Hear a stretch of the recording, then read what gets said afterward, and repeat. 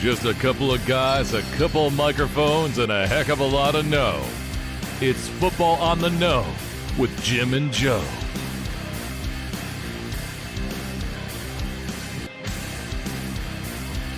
What they say, it's not the X's and the O's, it's the Jimmies and the Joes.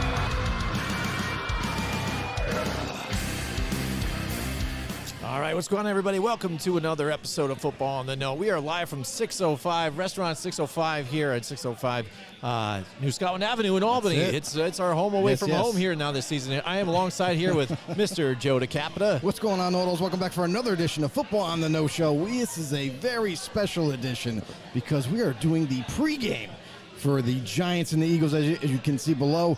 Listen, if you're new to the show, please head over.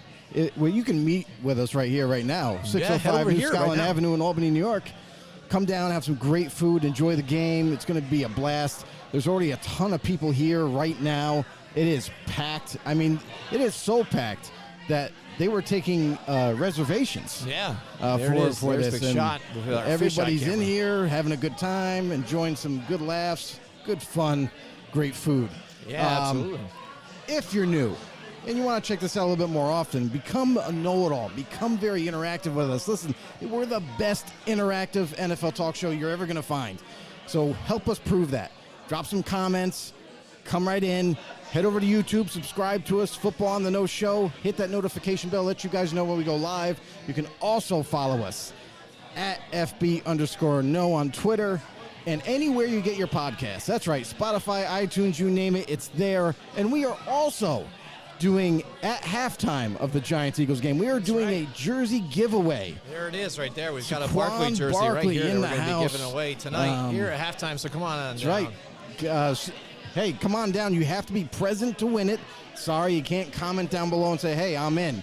No. Show up here at 605 New Scotland Avenue, Restaurant 605. Great place, great atmosphere. Head on down here, subscribe to us, put your entry in, and who knows, you could be the lucky winner. Yeah, absolutely, Joe. And right now, everybody's watching the Chiefs and the Jacksonville Jaguars go at it, Joe. And it is tight. And again, they just brought up missed opportunities, and the Jags, man, they really have an opportunity to take this game, and they had a lot of different opportunities here because with a weakened Patrick Mahomes now early on in that first drive or so in this game, getting rolled over on his leg. I thought maybe he tore something in his knee, but then they later said it was an ankle injury. But he got taped up, and then there he is. He's back in it. The D tackles kind of collided. Then one of them ended up landing perfectly on that ankle and kind of bringing Patrick Mahomes down relatively quickly in a lot of pain. So that was a bigger injury early on. Mahomes did not want to come out. We saw his frustration when he was sent to the locker room to get further evaluated.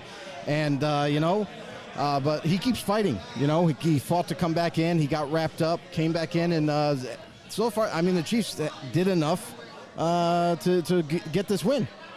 Yeah. Well, so far, that's only a few more minutes left in this game, but again, you got to give credit there with Doug Peterson and what he's done with this team. And nobody expected him to be here at this point with what they had, and especially after a season last year. Yeah, absolutely, it's got to be at this point because and when we talked about it last week, Tom Leiter, we know, it said, hey, what about Pete Carroll and the Seahawks and stuff, but. With the Giants coach, and now Doug Peterson has done with the Jags, with taking the division and now making the playoffs. Pretty impressive. All right, we've got our man Mike Tackett's in the house with us tonight. What's going on, Mike? Welcome to the show, brother. 4-2 last week. This week I'll take Chiefs, Eagles, Bengals, and 49ers. There you go. Also, comments on Facebook are disabled. Oh, man. I did not know that. I don't get that. I don't know why. That's interesting. No, it's one of those licensing things, like for the show, whatever. You have to agree by the guidelines in order to comment. Oh, yeah. On Facebook. Oh, stupid Facebook. Yep. Facebook That's why we want you to go to YouTube. Yeah, go to YouTube. There you go, because you can even see whatever comments there. Boom. Mike, you've been called a liar. Zach Walker's in the house tonight, and he says, no, it's not. So maybe Mike Tackett could be on Facebook jail or something. Maybe he commented the wrong thing to somebody, and he was a naughty boy. Typical Green Bay Packer fan. I'm not sure. But 4-2, Joe and I, we lost one game last week. We'll see what we have differently this week, but we're pretty much on the same thing on the page for most of them. But yeah, Joe, I mean, right now an exciting game. Looks like the Chiefs are going to move on. Jacksonville really kept it close. We got a bunch of good games lined up next tomorrow, and a lot of people are talking about the 49ers and the the Cowboys and stuff. And that's going to be a tough game. It's hard to say that. That word, that C word. Mm-hmm. You know, the Cowboys. We did not want them to further advance. That's for sure. Yeah, absolutely. But they are there, and I think this is where it ends for them, going up against that Titanic of a defense. Absolutely. You know what I mean? Absolutely. So we are here at Restaurant 605. Come on down, check out the game here. They have a lot of screens here and a lot of good food. Zach goes, so what's far up, away. Zach? Zach just said, what's up, fellas? Yeah, absolutely. What's up, Zach? What's up? Go Welcome G-Man. to the show, brother. So let's talk about this matchup here. Here we are with the Giants and the Eagles. They faced each other already twice, and we saw two different types of games here. Right. The first one was absolute blowout. That was with Philly completely healthy. Yep. Giants a bit banged up again, and still trying to work in these new, fresh faces here that have been further down in the roster or even not on the roster at all before. And now here they are. They've kind of had some experience throughout the season and tried to mold together, and now they've been that kind of ragtag type of team that's kind of fought through a lot of adversity, and really the coach has his stamp on this team from head to toe and how they play. I mean, last week they go for it on fourth down too as well.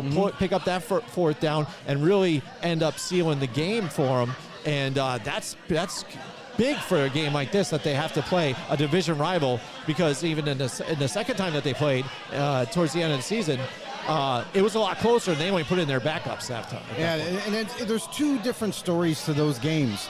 First game, Jalen Hurts and the Eagles were like almost 100% healthy. Yeah. You know what I mean? Second game, we don't really know how healthy Jalen Hurts was. We know that he was coming back from an injury, and they needed that game badly. So here comes Hurts in to be the starter to help them kind of barely squeak by the Giants in the second matchup. And then here we are. The third round is going to be the deciding factor of who gets knocked out and who advances. And here's the thing about the Giants, too, is they've done an amazing job. The coaching staff, Brian Daboll, they've done such an amazing job with the roster, with execution, with calling plays offensively, defensively. And it's got to this point where, early on, they looked really messy on the football field.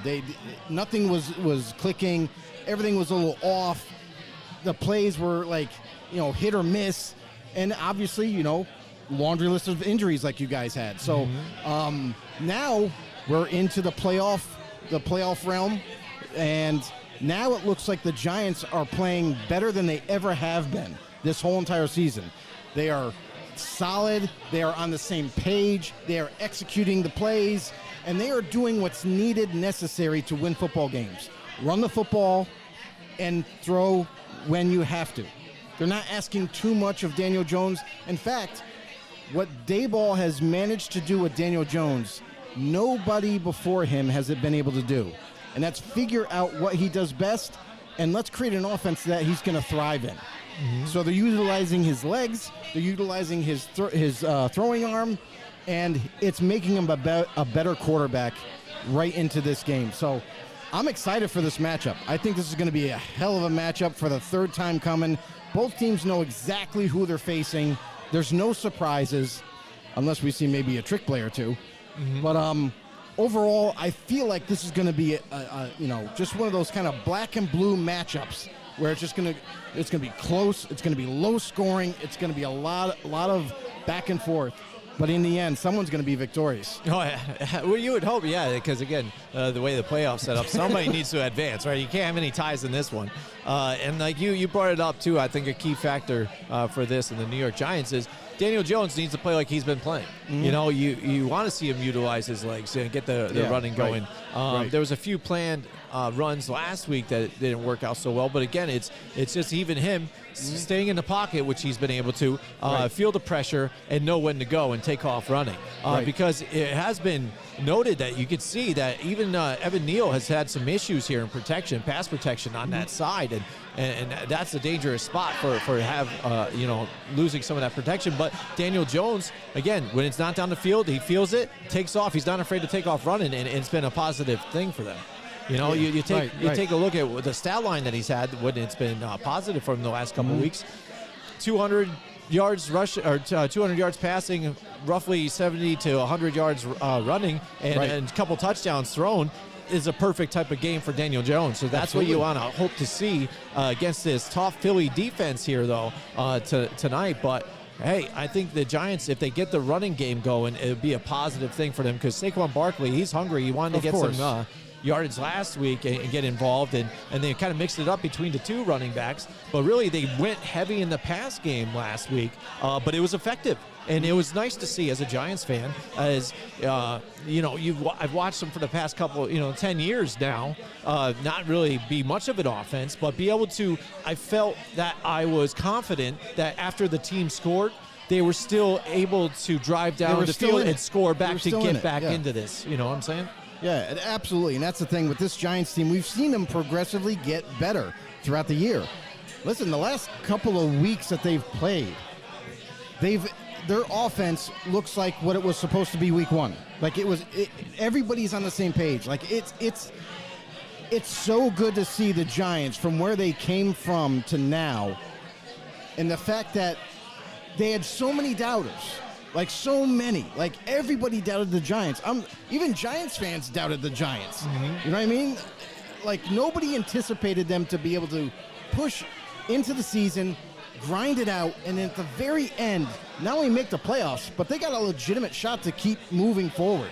And you mentioned that offense with Daniel Jones and how they've been able to create some plays that work well with the personnel that they have.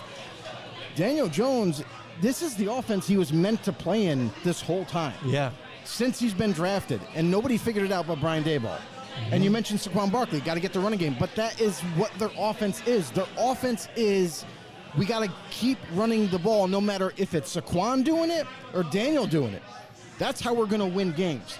We're going to run the ball. It's just who is going to have the ball to be able to have that success that's needed in every single game. And defensively, do not let any big plays happen, because that's in playoffs. There's big momentum swings. We've seen it in the Chiefs-Jaguars game, and it's about sustaining those momentum swings. If they can do that and stick with the Eagles, maybe not. They don't have to lead the whole game. They just got to be able to just kind of stay close, stay in it, and then they'll have a legitimate shot right at the end. Yeah, absolutely. And you talk about the running game, too. I like to see Matt Breida, too, because he's out there, and he's playing for something, too, out there. A contract? Yeah, right. Because you see him get those chunk extra yards, too. So, I mean, that's a positive thing for the Giants, on the other side. So, I think if they utilize that more, too, in the two different running back tandems, it'll work out nicely for them. Quick update on the Chiefs. They tried the Jags tried the onside kick. We're unsuccessful, so it looks like now it's 24 seconds left. The Chiefs are rolling into it. Doug Peterson, is whispering in his ear, "You great nothings," say, hey, "Sorry, buddy, I love you sorry, still." Coach. I know you let me down, but it's okay. I still love you. And that brings up to the point with that game, that drive down to the goal line. If they had only scored that touchdown, or maybe if they kicked the field goal there, because they just kicked the field goal to try and get some points quick and then maybe get the onsides. Yeah. Maybe that gives them a few more plays here at the end to really go for that game-winning touchdown or game-tying touchdown. Yeah, well, think about that. If you go get that field goal early on, you know what I mean, and then you're able to execute. Okay, you might not even get the onside kick, but at least you got like 6 points that you come away with that after 2 trips, and now you're only down by a point. Right. If you can somehow, some way, like I don't even know if they have timeouts left right now. No, it's over. It just rolled out. Yeah, it's done. But like I'm saying, in that situation, if they still had timeouts, they did. Yeah. You got a shot, because as long as there's just enough time to where you force the Chiefs, you got to stop them. Of course, 3 downs, you got to stop them, and then they're going to punt. Yeah. Now you have at least some kind of a chance. To maybe get the ball down on a big play, and now you're in. It might be a long field goal, but at least you'll have that long opportunity to maybe win the game in a surprise and surprise everybody. So yeah, I know, and that's the thing. It's opportunity. Sometimes, yeah, and some certain coaches too. Yeah, go for it all the time. So you have your success, and sometimes you don't, and that's what happens. So you had 5 minutes left. Maybe that showed that you didn't trust that your defense was going to stop them enough. I don't know, which I don't know why, because again, you got a hobbled Patrick Mahomes out there. Doesn't look especially good tonight. I'll tell you why. That the defensive coordinator for the Jaguars, I watched like the first half of this game, and what's the one favorite target of Patrick Mahomes? Oh, yeah. Travis Kelce. Yeah. We talked about this this week, Wednesday, on our show. We talked about this and said you can't leave him wide open. You got to always have somebody on him, getting physical with him at the line of scrimmage and put him off his route. If you don't do that, the Kansas City Chiefs are going to eat you alive. And on top of that, the Jaguars' defense was playing zone. So much zone that everybody was finding the windows to get open, much like Travis Kelce. And he had 2 touchdowns before you know it in the beginning of the game. So, man, I feel like some of the blame has to go towards the defensive play calling and the defensive game plan that they had leading up to this matchup. And I would say on the offense, they played a good game. Don't get me wrong. It's just there were times where the execution wasn't exactly where it needed to be. And, you know, against a high-power offense like the Kansas City Chiefs and the team that they have, you can't afford mistakes. You can't afford to fall behind. You have to stay with them, score for score, in order to give you a shot. So, little bit of blame can get sprinkled around for sure. Yeah, absolutely. So we are here at Restaurant 605 here at 605 New Scotland Avenue. Here's a shot from the fisheye cam at the crew out there. Everybody out the bar and in the booths enjoying some great food, some great drinks out here. Just got finished up watching the Kansas City Chiefs and and the Jags. That's What's the first next? playoff game down. Now we've got the Philadelphia Eagles and the New York Giants. And, you know, a sad stat that I had heard, too, was it yesterday, I think it was, that the Giants, last time they won in Philadelphia was like 2013. Like, what won there, like, absolutely anything, whether it be a playoff game, anything. So last time they even won. So that's a scary statistic to look back here at them. But I mean, but this seems like even week by week it changes. Because if you told me that if the Giants, when they went into weeks, the 18, I think it was week 18, when they played the Philadelphia Eagles last, they went there with their backups, that game was going to be remotely close with all Philadelphia starters in there, except for Lane Johnson was injured, but. For the most part, that I would have been like laughing at you. I'd be like, no way, But the way they play with their head coach, they straight play to win. They're confident that they think they can win here. And if it wasn't for some of these guys, though, Darius Slayton, again, you saw that he was falling back in the roster and not really making the starting squad early on in the season, along with Kenny Golladay having to catch issues too as well. Right. He started to seem like he was coming around, but again in that game, just enough being himself that drops the wide open crossing route that made that game a little sketchier here last week in the playoffs here against the Minnesota Vikings here.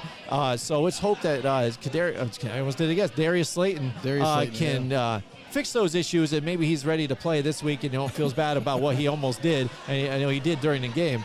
But again, get rid of them catching woes possibly. Yeah, Darius Slayton, he's been hit or miss all season long. Mostly miss earlier in the year. Yeah. And it's awfully funny. You know what? It reminds me a lot of Evan Ingram when he was with the Giants and how he would make some tremendous catches, but then the very easy ones, the wide open ones, he would somehow just lose focus and drop.